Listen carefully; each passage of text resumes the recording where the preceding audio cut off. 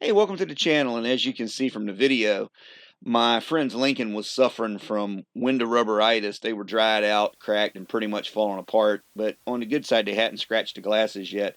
And a dried out, hardened window rubber can ruin your window glasses. So he asked me to come over and put some new ones in for him, and that's what we were doing here. But I ran into some camera issues. I had a broken lead on my microphone that I hadn't noticed, and then we forgot to cut the camera on a couple times just trying to get it done so he could drive the car. And I was really going to wait till I did the other side and fill in the gaps, but it looks like it's going to be a couple of weeks before we get around to that. We'll probably wait till warmer weather. The other side's in a little better shape than this side. So I went ahead and made the video out of it. I hope you find it interesting, entertaining, inspirational. Maybe it'll inspire somebody to go out and try to put in their own window felts. But it's really not that hard once you've seen somebody do it. And this is typical of a lot of your older Fords, Mercurys, Lincolns.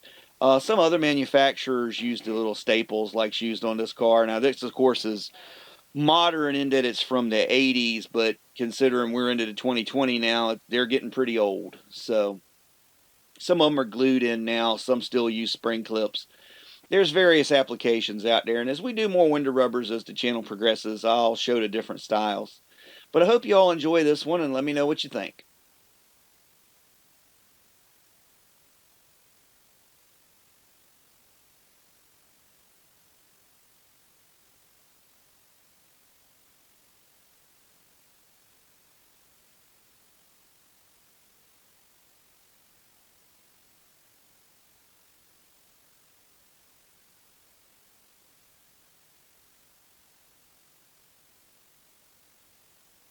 So I'll just go ahead and do a voiceover. There's a little nut goes right there on that piece of chrome on the bottom side of the door. I didn't do that. That scratch was already there.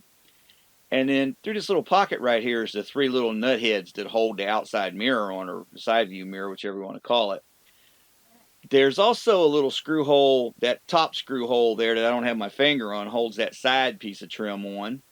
And there's the mirror out of the way. Once you got all that stuff loose, then you can pull the top of the door trim right up off of the car. And you have to go through that procedure to make it work correctly. And this is one of the times when you really need to read the instructions. When you get these weather strippings, there's a lot of good information in that instruction packet.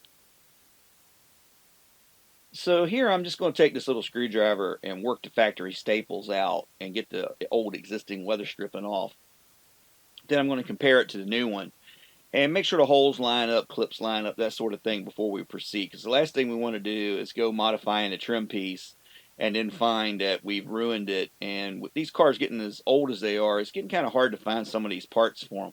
So anything you can do to not damage a piece, you really need to take your time and be careful and do it.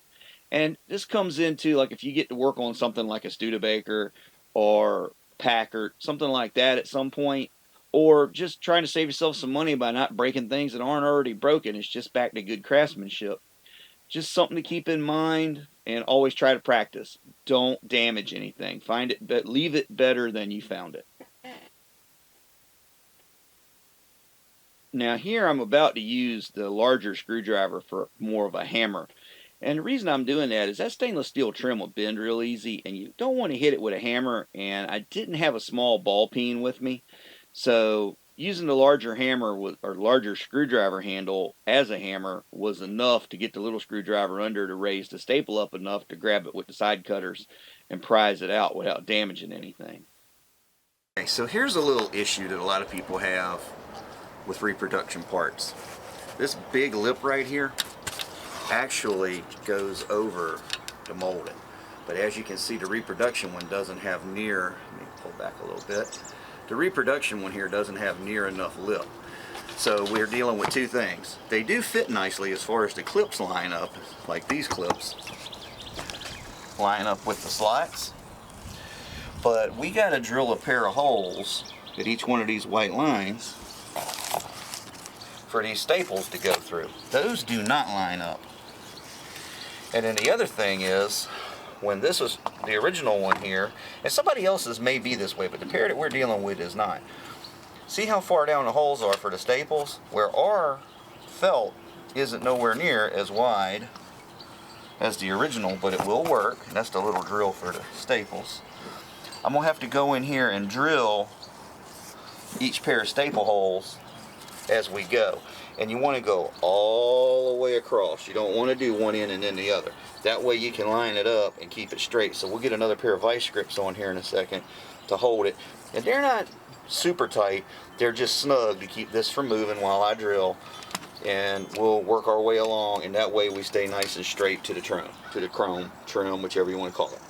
Okay, so like I said earlier, the screw holes in the chrome does not match the pre-punched holes in the trim. So what I'm going to do, since they're not even close to each other, is drill my own holes very carefully. You don't want to drop through the hole because you'll put a dink in your chrome.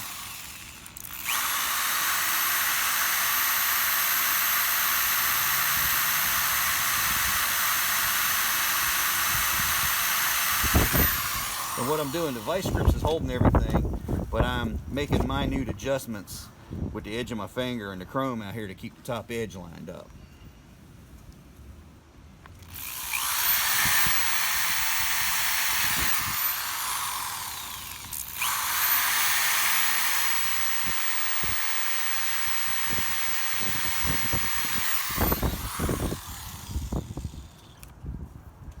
So then you just take the staple,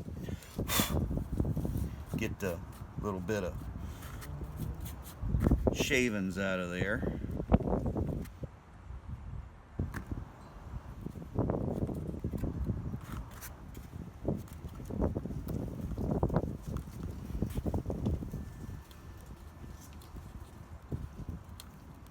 Staples in. Both holes went through. I'm just going to have to play with this one a little bit. There it goes. Now they're in. And we'll clean all the shavings off before we put the trim back on the car. See, most of them fall right off. Then I'm going to reach around the back here. I'm not cutting anything off. I'm squeezing these two ends together.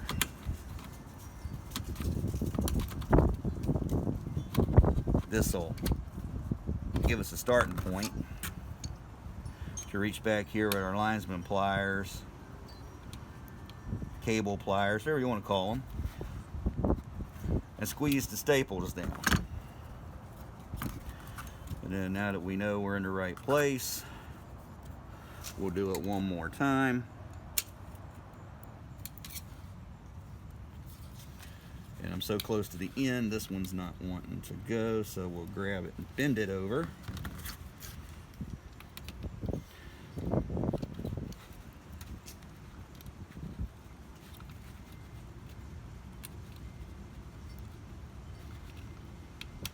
Oops. And then I managed to walk it out of the hole.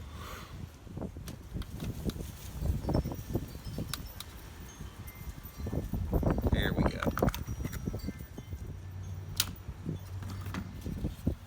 And there it is, all new, trimmed up. And when the door comes up, it should push it right into place. Okay, so we got busy and I forgot to turn the camera back on. But here it is back in. Gonna let it sit for a little bit and let the window take shape to the little rub block in there. And there's door panel all nice and put back together. And we even still have the little filler piece that goes down here that the speaker holds in. So there you go. Mark VII outside window felt replacement.